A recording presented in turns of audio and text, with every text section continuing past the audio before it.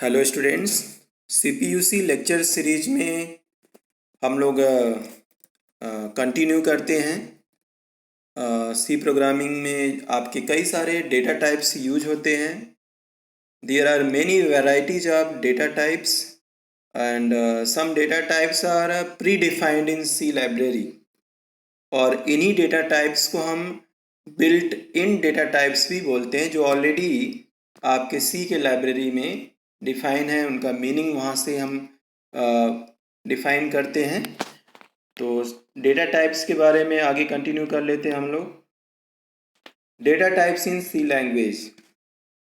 Data types specify how we enter data into our programmes.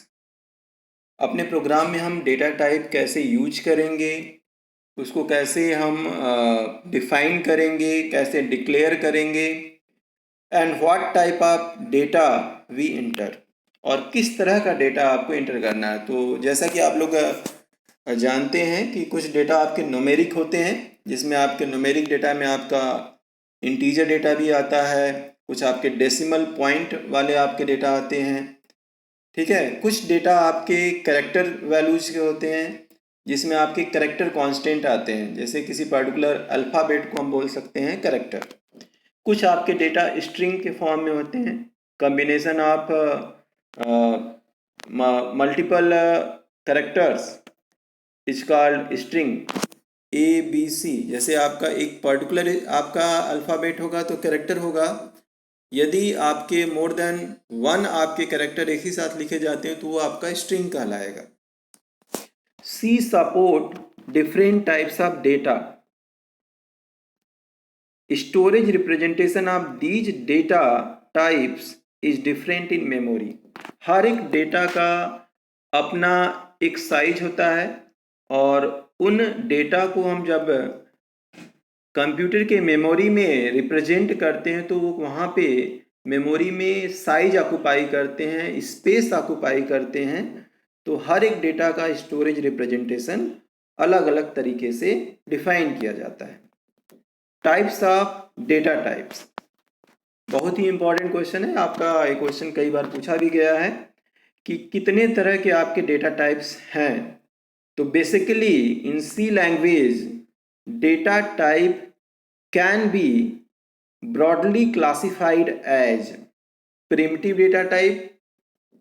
पहला क्या है आपका प्रिमिटिव डेटा टाइप, दूसरा आपका डेराइव्ड डेटा टाइप, और तीसरा आपका यूजर डिफाइंड डेटा टाइप, ठीक है। तो सबसे पहले हम बात करते हैं प्रिमिटिव डेटा टाइप की। क्या है प्रिमिटिव डेटा टाइप? जो प्रिमिटिव डेटा टाइप है सी लैंग्वेज में जो यूज किया जाता है, प्रिमिटिव डेटा टाइप को हम बोलते हैं बेसिक डेटा टाइप, या फंडामेंटल डेटा टाइप, या प्राइमरी डेटा टाइप, ठीक है। आप चाहे उसको प्रिमिटिव बोलिए, चाहे प्राइमरी डेटा टाइप बोलिए, चाहे basic data type in C बोलिए, तो इसको बोलते हैं प्रिमिटिव। क्या होता है primitive data type? Primitive data type directly operated to the machine. जो प्रिमिटिव डेटा टाइप है उसको हम अपने सिस्टम पे डायरेक्टली यूज कर सकते हैं, और without any conversion, without any changes, primitive data types is understand by your machine, your system. तो प्रिमिटिव डेटा टाइप में कुछ आपके डेटा टाइप्स हैं, like character, integer, float, double and wide. All these are the types of primitive data type. Character है, integer है, character आपका alphabets जैसे single alphabet है तो कैरेक्टर, इंटीजर कोई आपका कोई न्यूमेरिक नंबर है वो इंटीजर से डिफाइन होगा, फ्लोट डेसिमल पॉइंट नंबर है तो आपका फ्लोट से डिफाइन होगा, डबल आपकी जो रेंज है डेसिमल पॉइंट की वैल्यू ज़्यादा है उसकी तो डबल में आएगा, और void is a null data type. Void is a null data type. तो these are the various categories of primitive data type. अब आते हैं हम लोग डेराइव्ड डेटा टाइप पे। डेराइव्ड डेटा टाइप क्या है? डेराइव डेटा टाइप आपका प्रिमिटिव डेटा टाइप से ही मिलकर बनता है। ध्यान से समझ लीजिए, जो डेराइव्ड डेटा टाइप है वो प्रिमिटिव डेटा टाइप से मिलकर ही बनता है। इसको नॉन प्रिमिटिव डेटा टाइप भी बोलते हैं। Derived data type is also called by non primitive data type. Derived data type is a sophisticated form of primitive data type। जो आपके प्रिमिटिव डेटा टाइप हैं उन्हीं डेटा टाइप को use करके उनको अरेंज करके हम नॉन प्रिमिटिव डेटा टाइप या डेराइव्ड डेटा टाइप हम बनाते हैं। तो डेराइव्ड डेटा टाइप में कुछ इसके टाइप हैं, like array, pointer and function. ये सभी चीज़ें आपको डिटेल में आगे कवर करना है, आपके सिलेबस में है एरे, पॉइंटर, फंक्शन, और बहुत ही इंपॉर्टेंट है। सबसे ज़्यादा क्वेश्चंस इसी पे बनते हैं। तो एरे क्या है? एक डेराइव्ड डेटा टाइप है और array is a collection of similar types of items. Array में जो भी आपके आइटम्स होंगे, जो भी आपका डेटा होगा, सभी के टाइप सिमिलर होंगे। यदि इंटीजर है तो सभी इंटीजर होगा, फ्लोट वैल्यूज हैं तो सभी फ्लोट वैल्यूज होंगे, कैरेक्टर वैल्यूज हैं तो सभी कैरेक्टर वैल्यूज होंगे। तो ये एरे है। एरे की साइज फाइनाइट होती है और जो डेटा टाइप होते हैं इसमें सभी आपके सिमिलर होते हैं। ये एरे है, ठीक है। पॉइंटर, अभी हम लोग केवल इंट्रोडक्शन ले रहे हैं इसका। पॉइंटर क्या है? Pointer is also a derived data type. Pointer का काम ये है कि किसी दूसरे वेरिएबल के एड्रेस को रिप्रेजेंट करने का काम पॉइंटर करता है, या किसी दूसरे वेरिएबल के एड्रेस को स्टोर करने का काम पॉइंटर करता है। तो pointer is a derived data type. अब आते हैं फंक्शन पे। फंक्शन क्या है? फंक्शन एक सेल्फ कंटेन्ड ब्लॉक है। Function is a self contained block. और फंक्शन के 3 सेक्शन होते हैं। जब भी हम फंक्शन की बात करते हो तो एक फंक्शन के 3 सेक्शन होते हैं जिनको हम क्रम वाइज अपने प्रोग्राम में यूज करते हैं और उसको डिफाइन करते हैं, लिखते हैं। तो पहला जो फंक्शन का होता है डिक्लेरेशन ऑफ अ फंक्शन। जब भी हम फंक्शन की बात करेंगे तो पहले उसके 3 सेक्शन में आएंगे। तो पहला होगा डिक्लेरेशन ऑफ फंक्शन। आपने एक फंक्शन डिक्लेयर किया, फिर फंक्शन को कॉल किया मेन के अंदर, और मेन के बाहर आके उस फंक्शन को हमने उसका डिफाइन या डेफिनेशन दिया। तो there are 3 sections of a function: declaration of a function before main, calling of a function under main के अंदर, एंड तीसरा डेफिनेशन ऑफ अ फंक्शन। तो these are the various section of a function. और function 2 तरह के आपके होते हैं। एक होता है आपका प्री डिफाइंड फंक्शन जिसको लाइब्रेरी फंक्शन बोलते हैं, और एक होता है यूजर डिफाइंड फंक्शन, ठीक है। तो फंक्शन आगे कवर करेंगे डिटेल में, अभी बस केवल इसका ओवरव्यू। यूजर डिफाइंड फंक्शन, तो यहाँ पे यूजर डिफाइंड, जो यूजर अपने नीड के लिए जो आपका डेटा टाइप क्रिएट करता है उसको बोलते हैं user defined function. Enumeration, structure, यदि किसी स्टूडेंट का स्ट्रक्चर बनाना है तो इसके लिए स्ट्रक्चर आपका डेटा टाइप एक यूजर डिफाइंड डेटा टाइप आपका यूज होगा। और यूनियन, तो these are the different types of user defined data type and all these are the broadly classified data type of C language. Clear है? आगे बढ़ते हैं। Primary data type, जिसको हम बोल रहे थे प्रिमिटिव डेटा टाइप, है ना, उसी को यहाँ पे फिर से लिखा गया है कि जो आपका प्राइमरी डेटा टाइप्स है या जो आपका बेसिक या प्रिमिटिव डेटा टाइप्स है, इसको यहाँ पे आगे उसी को थोड़ा सा डिटेल में क्लासिफाई किया गया है। Character, integer, float and void, ये पहले हम लोग यहाँ पे देख चुके हैं इसको। तो कैरेक्टर में भी आपके कैरेक्टर को आगे क्लासिफाई किया गया है। Character, signed character and unsigned. तो इसके लिए यहाँ पे क्लासिफायर लग गया। कैरेक्टर के पहले क्लासिफायर लग गया साइंड कैरेक्टर, अनसाइंड कैरेक्टर। इसी तरह इंटीजर है signed and unsigned, signed and unsigned. Integer में आपके भी क्लासीफायर लग गए, साइंड इंटीजर और अनसाइंड इंटीजर। साइंड इंटीजर में int, short int and long int, unsigned में int, short int and long int. Similarly जो आपका प्राइमरी डेटा टाइप है फ्लोट, इसमें भी float, double and long double, सभी की अलग अलग साइज है, सभी का अलग अलग मेमोरी रिप्रेजेंटेशन है। And last one is a wired data type, जो एक एम्प्टी डेटा टाइप है, कोई भी इसकी साइज नहीं है, इसको नल डेटा टाइप भी हम बोलते हैं। तो these are the various classification of primary data type in C language. Derive data types. Derive data types जो आगे हम लोगों ने बोला था कि जो डेराइव डेटा टाइप है प्रिमिटिव डेटा टाइप से ही मिलकर बनता है, प्रिमिटिव डेटा टाइप का ही सोफिस्टिकेटेड फॉर्म है। प्रिमिटिव डेटा टाइप को यूज करके हम वेरियस टाइप के डेराइव डेटा टाइप बनाते हैं, जिनमें से एरे है, स्ट्रक्चर है, यूनियन है, पॉइंटर है। जो आपका यूजर डिफाइंड डेटा टाइप है उसको भी इसमें कवर किया गया है। Are the example of derived data types. Size and range of different data type in C language. हर एक डेटा टाइप का अलग अलग मेमोरी रिप्रेजेंटेशन है, अलग अलग मेमोरी ऑक्युपाई करता है वो, और हर एक डेटा का अपना एक रेंज होता है। तो उसी को यहाँ पे डिफाइन किया गया है कि किस पर्टिकुलर डेटा टाइप का कितना साइज होगा, उसका कन्वर्जन स्पेसिफायर क्या होगा कंट्रोल स्ट्रिंग में, और रेंज कहाँ से कहाँ तक होगा। तो पहला है आपका कैरेक्टर। कैरेक्टर इसमें आपका साइंड कैरेक्टर है और अनसाइंड दोनों कैरेक्टर्स हैं। साइज कितना लेता है कैरेक्टर? 1 बाइट। बहुत याद रखिएगा इसको अच्छे से, कई बार ये पूछा जाता है कि कैरेक्टर कितना साइज, कितना मेमोरी रिप्रेजेंट करता है। तो कैरेक्टर की साइज कितनी होती है? 1 बाइट। कैरेक्टर का जो कन्वर्जन स्पेसिफायर है सिंबल, ठीक है, वो %c से यूज किया जाता है, %c, स्मॉल c, ठीक है, और size 1 bite. Clear?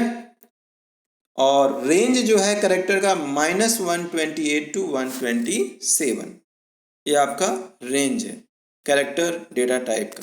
Unsigned character, unsigned character का साइज 1 बाइट होता है, जितना आपका कैरेक्टर साइंड का था उसी तरह 1 बाइट आपका अनसाइंड का है। कन्वर्जन स्पेसिफायर जो सिंबल है %c ही यूज होगा। रेंज आपका चेंज हो जाएगा 0 से लेकर 255 तक, मतलब 0 to 255 तक। अगला जो आपका डेटा टाइप है वो है short int, signed short int. Size 1 byte ही होता है।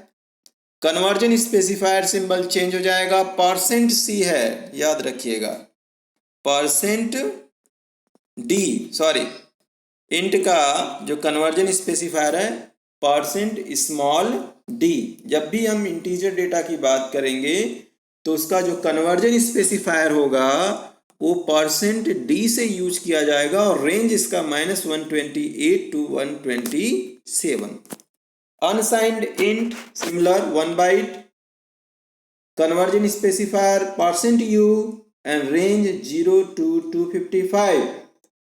अगला int oblique signed int, int oblique signed int change हो गया। अब इसका साइज कितना है? 2 बाइट, और कन्वर्जन स्पेसिफायर %d। रेंज आपका चेंज हुआ 32768 to 32767 तक। Unsigned int size 2 byte, conversion specifier %u and range 0 to 65535। Next long int oblique signed long int. यहाँ पे इसको जो साइज है वो चेंज हो रहा है, 4 बाइट है, ये ऑक्युपाई करता है, मेमोरी इसका 4 बाइट है। कन्वर्जन स्पेसिफायर %LD, ठीक है, लॉन्ग इंट है इसीलिए conversion specifier L D use करेंगे और रेंज है -2147483648 टू 21474867। ठीक है, these are the range. Unsigned long int same size है आपका 4 byte and conversion specifier is %LU, range 024294967295। अब आते हैं फ्लोट पे। ठीक है, डेसिमल फ्रैक्शनल वैल्यूज को रिप्रेजेंट करने के लिए हम फ्लोटिंग पॉइंट नंबर्स को रिप्रेजेंट करने के लिए हम फ्लोट डेटा टाइप यूज करते हैं। और फ्लोट जो साइज ऑक्युपाई करता है, मेमोरी जो इसकी रिप्रेजेंटेशन है वो 4 बाइट है। ठीक है, कितना है? 4 byte. Conversion specifier is %F, %f conversion specifier and range -3.4e38 to 3.4e38। मतलब e जो है वो एक्सपोनेंट वैल्यू है और इसमें दो वैल्यूज हैं, एक एक्सपोनेंट वैल्यू होती है, एक मैंटिसा वैल्यू होती है। तो 3.4 इज मैंटिसा वैल्यू, e जो एक्सपोनेंट वैल्यू है वो 38 है।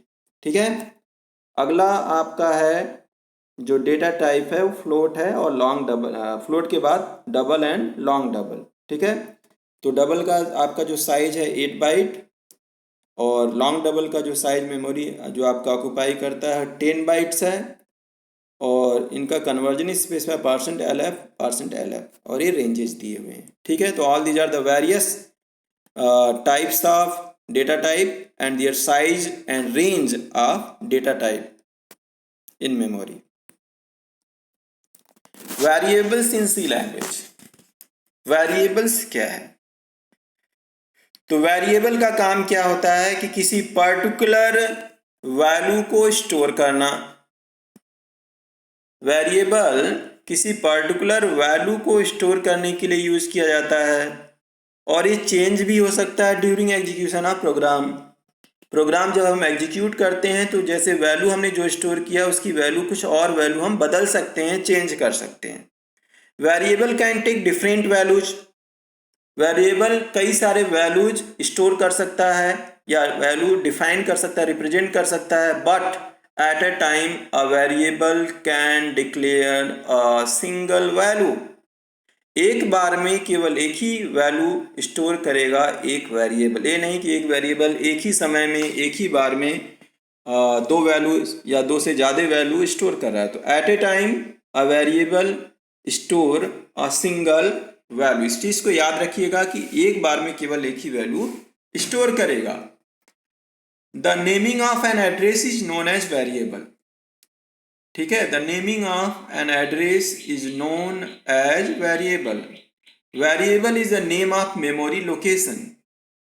वेरिएबल में कोई वैल्यू स्टोर है, किसी मेमोरी लोकेशन को रिप्रेजेंट करना है तो वेरिएबल के नाम से हम उसको रिप्रेजेंट करते हैं। ठीक, और data type is associated with each variable. हर एक वेरिएबल के साथ जब भी हम प्रोग्राम लिखते हैं, जब भी हम प्रोग्राम क्रिएट करते हैं तो ये बहुत ही इम्पॉर्टेंट है कि उस वेरिएबल के साथ डेटा टाइप जरूर डिक्लेयर किया जाए। यदि हम वेरिएबल इंटीजर टाइप के वैल्यूज स्टोर कर रहे हैं वेरिएबल में तो उस पर्टिकुलर वेरिएबल का डेटा टाइप इंट होगा। यदि हम फ्लोटिंग टाइप या फ्रैक्शनल वैल्यूज वेरिएबल में स्टोर कर रहे हैं तो उस पर्टिकुलर वेरिएबल का डेटा टाइप फ्लोट होगा। यदि हम कैरेक्टर वैल्यूज वेरिएबल में स्टोर कर रहे हैं तो उस पर्टिकुलर वेरिएबल का डेटा टाइप कैर होगा। तो these are the data type and a data type is associated with each variable during creation of a C program. A variable is always associated with data type. Data type के साथ ही variable आपका declare किया जाएगा। इस चीज़ को बहुत ही आप इसको अपने दिमाग में फिक्स कर लीजिए कि जब भी हम वेरिएबल डिक्लेयर करेंगे तो वेरिएबल के साथ उसका डेटा टाइप जरूर लिखेंगे। क्लियर? तो आगे समझ लेते हैं कि कैसे हम वेरिएबल डिक्लेयर करते हैं सी प्रोग्राम में। Declaration of variable must be done before they are used in the program। क्या कह रहा है कि जब भी हम किसी वेरिएबल को प्रोग्राम में यूज करना चाहते हैं तो before using of variable first declare the variable. क्या करेंगे, उस वेरिएबल को हम डिक्लेयर करेंगे। आगे इसको समझाया गया है कि कैसे डिक्लेयर किया जाता है, उसका सिंटैक्स क्या होता है। The syntax of declaration of a variable, the syntax of declaration of a variable क्या है syntax, data type and variable name. आगे इसको सेमीकोलन लगाया गया है, ठीक है। डेटा टाइप पहले ही बताया कि a variable is always associated with data type. बिना डेटा टाइप के कोई भी वेरिएबल डिक्लेयर या यूज नहीं किया जाएगा प्रोग्राम में। तो वेरिएबल को डिक्लेयर करने के लिए हमें डेटा टाइप लिखना पड़ेगा, फिर वेरिएबल का नाम लिखना पड़ेगा। क्लियर है। आगे सेमीकोलन लगा के टर्मिनेट करेंगे, सिंटैक्स है। अब इसी का एग्जाम्पल दिया हुआ है कि वेरिएबल को कैसे डिक्लेयर। तो यहाँ पे 3 एग्जाम्पल हमने लिया है, पहला, दूसरा और तीसरा, ठीक है। फर्स्ट इंट एक्स, दूसरा फ्लोट सैलरी, तीसरा कैर ग्रेड। वेरिएबल, जो वेरिएबल का नाम क्या है, एक्स है। डेटा टाइप क्या है उसका, इंट। तो यहाँ पे ये दिया हुआ है, जैसे डेटा टाइप तो इंट हो गया, वेरिएबल का नाम एक्स हो गया, ठीक है। तो इस तरह से वेरिएबल डिक्लेयर किए जाते हैं। तो x is a variable name and data type उसका क्या है उस वेरिएबल का, इंट। क्लियर।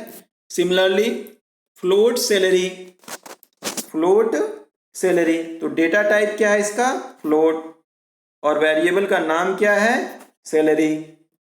तो सैलरी में जैसे सैलरी आया किसी पर्टिकुलर एम्प्लॉय का 25,000 पॉइंट समथिंग अमाउंट, तो ये फ्रैक्शनल वैल्यूज हो गया। फ्रैक्शनल वैल्यूज को हम रिप्रेजेंट करने के लिए कौन सा डेटा टाइप यूज करते हैं, फ्लोट। यदि आपका कोई होल नंबर है, जैसे केवल 25,000 है, आप उसको केवल 25,000, उसमें फ्रैक्शनल वैल्यूज नहीं है, तो उसके लिए डेटा टाइप कौन सा यूज होगा, इंट। क्लियर है। यदि कोई कैरेक्टर वैल्यू है, कोई अल्फाबेट है, कोई सिंगल अल्फाबेट है, तो उसके लिए डेटा टाइप आपका कैर, और वेरिएबल का नाम है यहाँ पे ग्रेड। जैसे कोई स्टूडेंट्स का आपका ग्रेड है, ग्रेड ए पाया, तो उसको हम उसका डेटा टाइप कैर से रिप्रेजेंट करेंगे। तो these are the example of declaration of a variable. Initialising a variable, program में हम वेरिएबल को कैसे वैल्यू इनिशियलाइज करेंगे, किसी पर्टिकुलर वेरिएबल पे कोई वैल्यू कैसे असाइन होगा, तो ये इनिशियलाइजिंग अ वेरिएबल से समझेंगे।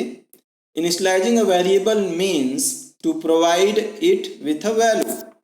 जब भी हम कोई वेरिएबल इनिशियलाइज करेंगे तो उस पर्टिकुलर वेरिएबल को हम वैल्यू इनिशियलाइज करते हैं, है ना। Initialising a variable means to provide it with a value. एक पर्टिकुलर वैल्यू हम उस पर्टिकुलर वेरिएबल को देते हैं या असाइन करते हैं बाय यूजिंग असाइनमेंट ऑपरेटर। तो आगे इसी का एग्जांपल समझ लेते हैं। एग्जांपल से पहले एक लाइन ये है, a variable can be initialised and defined in a single statement. एक वेरिएबल को हम एक सिंगल लाइन में भी आप डिफाइन कर सकते हैं, इनिशियलाइज कर सकते हैं। और इसका एग्जांपल है int a equal to 10। Int a, int data type है इस वेरिएबल का, और वेरिएबल का नाम है ए, और इस ए को हम वैल्यू असाइन कर रहे हैं 10। Initialising a variable means to provide it with a value. तो ए जो वेरिएबल है इसको 10 डेटा, मतलब जो वैल्यूज है 10 असाइन किया जा रहा है, 10 असाइन टू ए। इसका मीनिंग समझ लीजिए, इंट ए इक्वल टू 10, तो इसका मतलब ये है कि जो 10 जो आपकी इंटीजर वैल्यू है ए को असाइन किया जा रहा है या ए वेरिएबल में स्टोर किया जा रहा है। सिमिलरली और भी कई सारे एग्जांपल दिए हुए हैं यहाँ पे, फ्लोट एक वेरिएबल है जिसकी वैल्यू 8 है, x equal to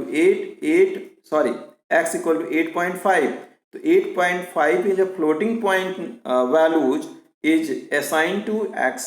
Similarly, y equal to 10.7 is a floating या fractional values is assigned to y. ठीक है। नेक्स्ट एग्जाम्पल, इंट, कई सारे वेरिएबल हैं इसमें डिक्लेयर किए गए हैं, इंट एस कामा एन, सभी की वैल्यू जो है यहाँ पे नहीं दी हुई है, एस एन की वैल्यू नहीं दी हुई है, कामा टोटल इक्वल टू 0। ठीक है, केवल टोटल की वैल्यू यहाँ पे असाइन किया जा रहा है 0। अगला एक एग्जाम्पल है कैरेक्टर वैल्यूज के लिए C H equal to Y. तो यहाँ सिंगल कोट्स में हम जब भी कोई कैरेक्टर वैल्यू डिक्लेयर करेंगे, स्टोर करेंगे, तो उसको हम एक सिंगल कोट्स में स्टोर करेंगे। जैसे y है तो सिंगल कोट्स में रिप्रेजेंट किया गया है। याद रखिएगा जब भी हम कैरेक्टर वैल्यूज की बात करेंगे तो सिंगल कोट से रिप्रेजेंट किया जाएगा।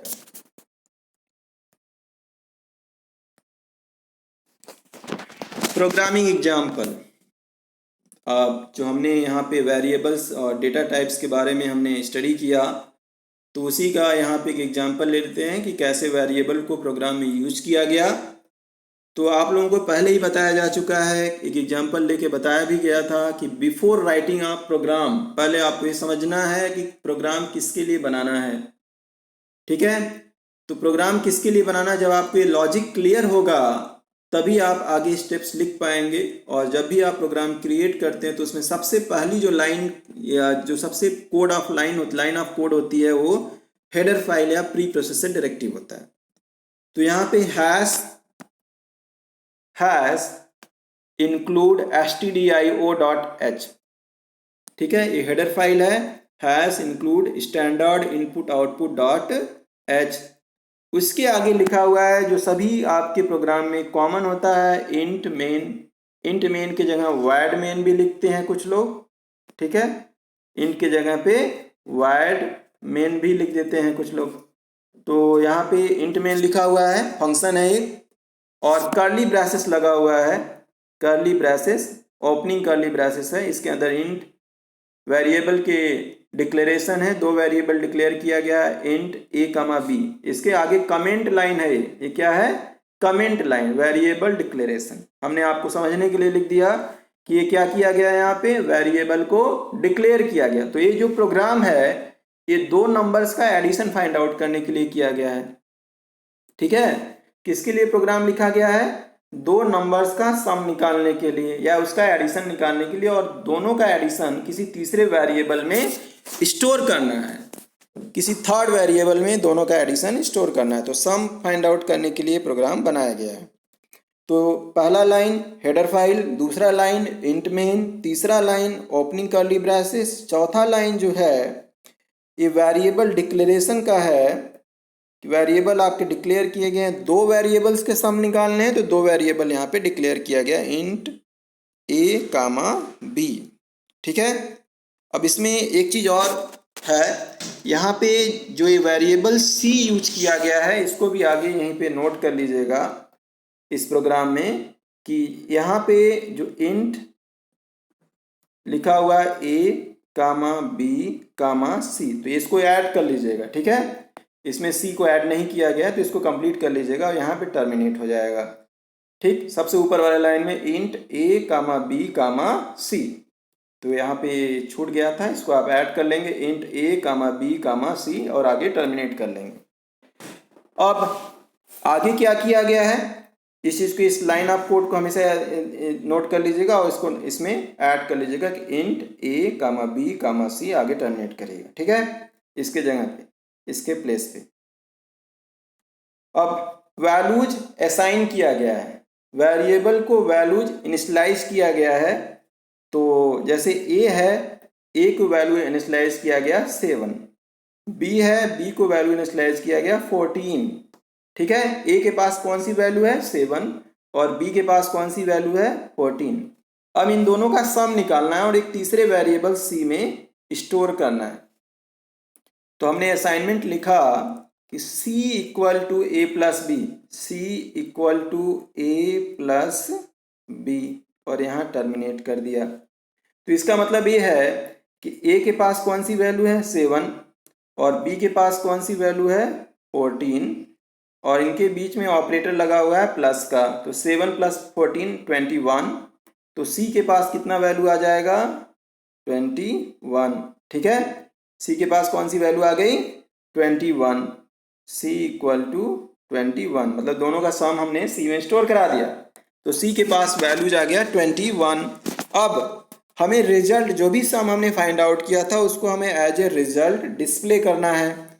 तो हमने एक स्टेटमेंट लिखा प्रिंटअप स्टेटमेंट दिया, और printf is a output function for displaying a result on console screen use printf function. ठीक है, प्रिंटअप फंक्शन के अंदर सम इज, यहाँ पे स्टेटमेंट लिखा हुआ है सम इज %d/n/c। तो रिजल्ट किसके पास है सी के पास, सम जो भी है सी के पास है, तो सी के पास 21 है और बाद में हम रिटर्न करेंगे 0।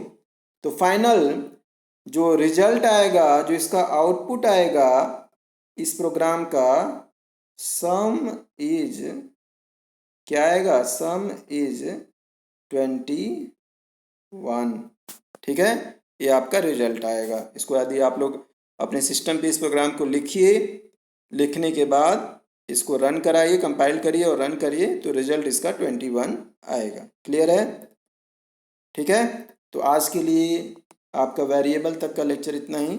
आप लोग इसको एक बार फिर से पढ़ लीजिएगा अच्छे से, सब्सक्राइब करिए, लाइक करिए, कमेंट करिए, और सभी स्टूडेंट्स के लिए कंपलसरी है कि जो भी वीडियोज यहाँ पे व्यू करें, सब्सक्राइब करें, उसके साथ साथ अपने नाम से उसको कमेंट करें। ठीक है, धन्यवाद।